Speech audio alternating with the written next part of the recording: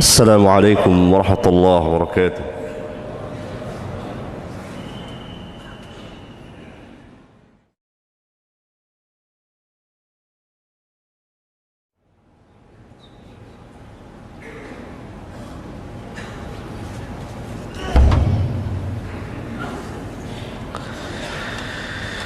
إن الحمد لله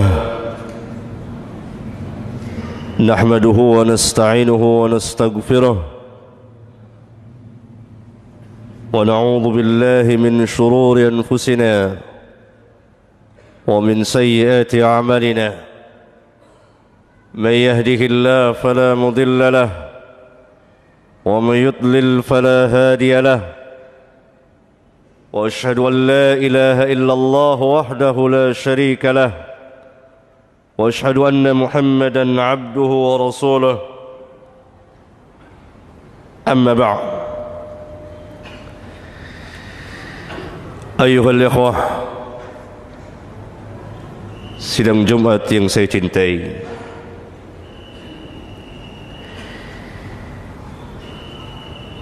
kita hidup di satu negeri yang kehidupan keagamaannya, yang saya maksudkan kehidupan keagamaan al-Islam, beragam.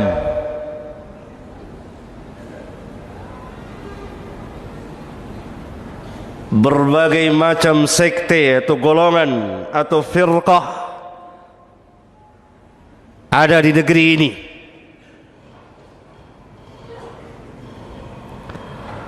Mau cari yang mengingkari hadis atau sunnah, ada. Mau cari orang yang beragama tanpa salat pun ada. Dan seterusnya.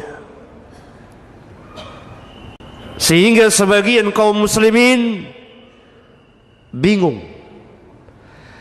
Yang mana yang harus saya pegang dan saya ikuti?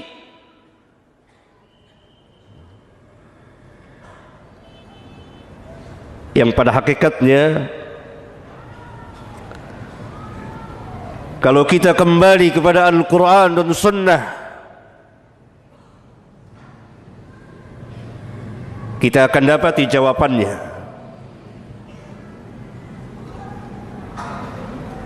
Bahwa hakikat Islam yang disebutkan dalam Al-Quran dan hadis, Islam yang dibawa oleh Rasulullah sallallahu alaihi wasallam, Islam yang beliau amalkan, Islam yang beliau dakwakan, Islam yang beliau ajarkan kepada para sahabat, kemudian didakwakan dan diamalkan oleh para sahabat. Ini Islam yang Allah katakan dalam Al-Quran, Inna ad-dina 'indallahi al-Islam. Tidak ada agama yang sah di sisi Allah kecuali al-Islam. Maka apabila kita ingin beragama Islam dengan benar, sesuai dengan syariat Rabbul Alamin, Islam yang dibawa oleh para nabi dan rasul, yang diakhiri dengan kenabian Muhammad, kenabian dan kerasulan Muhammad alaihi wassalatu wassalam, maka kita harus berpegang dengan Alkitab, Al-Quran, dan perjalanan kehidupan beliau di dalam mengamalkan dan mendakwakan Islam, atau yang kita kenal dengan nama As-Sunnah. Yang kemudian keduanya ini, Al-Quran dan Sunnah, didakwakan oleh para sahabat sebagai penyambung lidah beliau yang mendakwakan Islam kepada manusia sesuai dengan perintah beliau kepada mereka, ballighu anni walau ayah, sampaikan dariku meskipun sejumlah saja. Dalam sebuah hadis sahih riwayat Bukhari, perintah ini pertama kali Nabi tujukan kepada para sahabat. Maka para sahabatlah orang pertama, mereka yang pertama berdakwah tentang Islam, mereka orang-orang yang pertama mengamalkan Islam, mendakwakan Islam kepada manusia. Dalam hadis yang lain yang dikeluarkan oleh Bukhari dan Muslim, pada haji perpisahan yang kita kenal dengan nama Hajjatul Wada', beliau memerintahkan kepada para sahabat liyuballighi syahidu minkumul ghaib. Hendaklah orang yang hadir di antara kamu menyampaikan kepada yang tidak hadir. Ini yang kita katakan dengan nama ad-da'wah. Ad-da'wah, mengajak dan menyuruh manusia ke jalan Allah tabaraka wa ta'ala, sebagaimana Allah subhanahu wa ta'ala perintahkan nabinya dan rasulnya yang mulia sallallahu alaihi wasallam, qul hadhihi sabili ad'u ila Allah ala basiratin ana wa man ittaba'ani.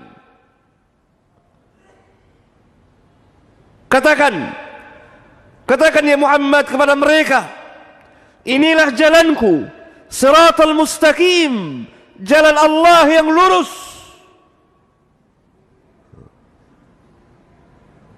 Aku ajak manusia ke jalan Allah ala basiratin, atas dasar basirah.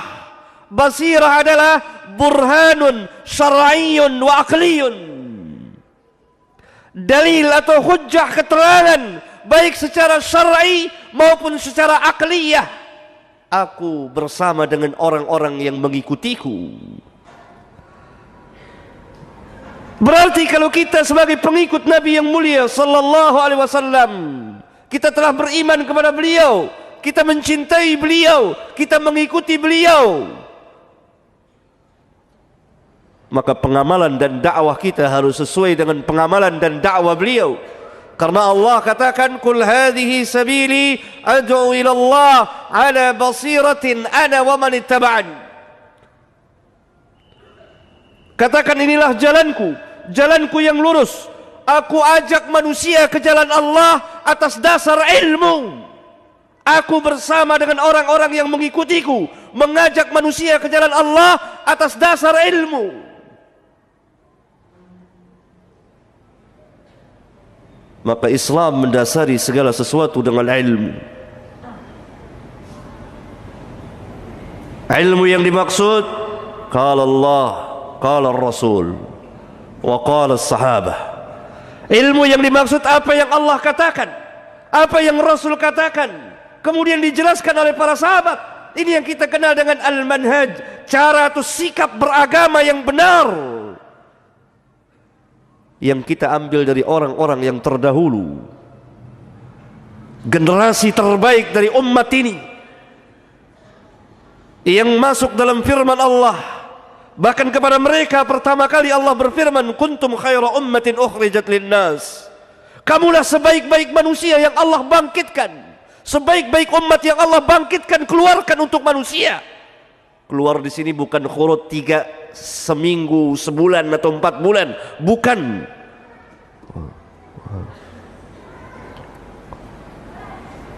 Para sahabat ridwanullah alaihim jami'an, generasi terbaik dari umat ini, di mana Rasulullah sallallahu alaihi wasallam pernah bersabda dalam sebuah hadis mutawatir dikeluarkan oleh Bukhari, Muslim, Ahmad dan lain-lain, khairun nas qarni thumma alladhina yalunahum thumma alladhina yalunahum. Sebaik-baik manusia, dalam riwayat yang lain dikatakan khairukum, sebaik-baik kamu.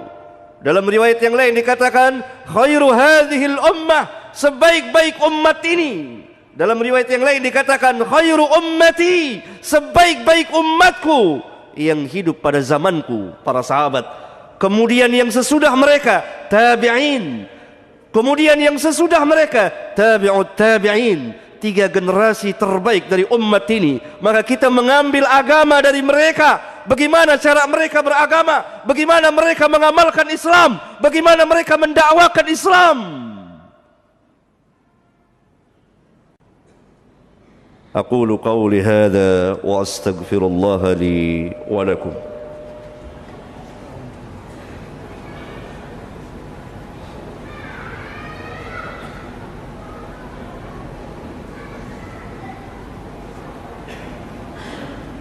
Alhamdulillah hamdan katsiran tayyiban mubarakan fihi kama yuhibbu rabbuna wa yarda. Wassalatu wassalamu ala nabiyyir rahmah wa ala alihi wa ashabihi wa man ittaba'ahum bi ihsan ila yaumiddin, wa ba'du. Sidang Jumat yang saya cintai, ada salah satu firqah, kelompok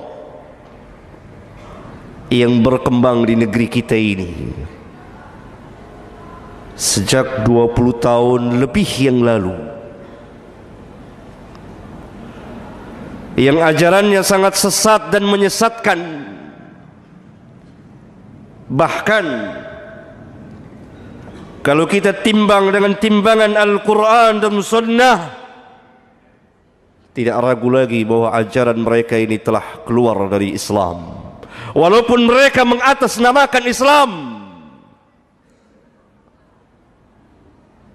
mereka adalah orang-orang yang dididik oleh para orientalis di negeri-negeri mereka. 2-3 abad yang lalu, para orientalis itu langsung mendatangi negeri-negeri Islam, Indonesia, Malaysia, Pakistan, Mesir, dan seterusnya. Mereka turun terjun langsung merusak akidah dan amaliyah kaum muslimin. Pada awal abad ke-20, mereka telah mendirikan beberapa madrasah mereka yang tersebar di negeri-negeri mereka.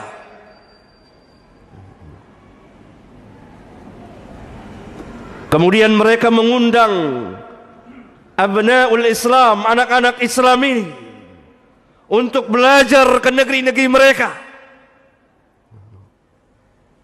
Inilah madrasah orientalis, atau yang saya namakan dengan nama Yahudi gaya baru. Selesai mereka menamatkan pelajaran, mereka belajar tentang Islam biza'mihim, menurut persangkaan mereka.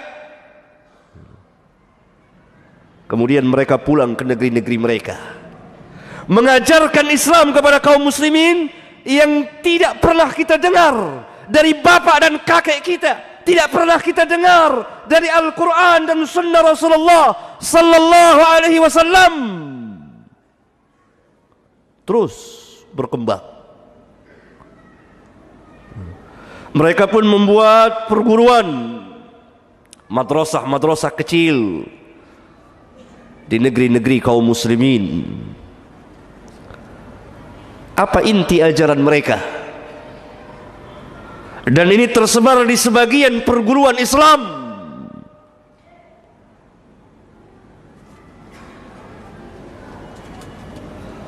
Pertama, mereka mendakwakan kesatuan agama, wahdatul wujud,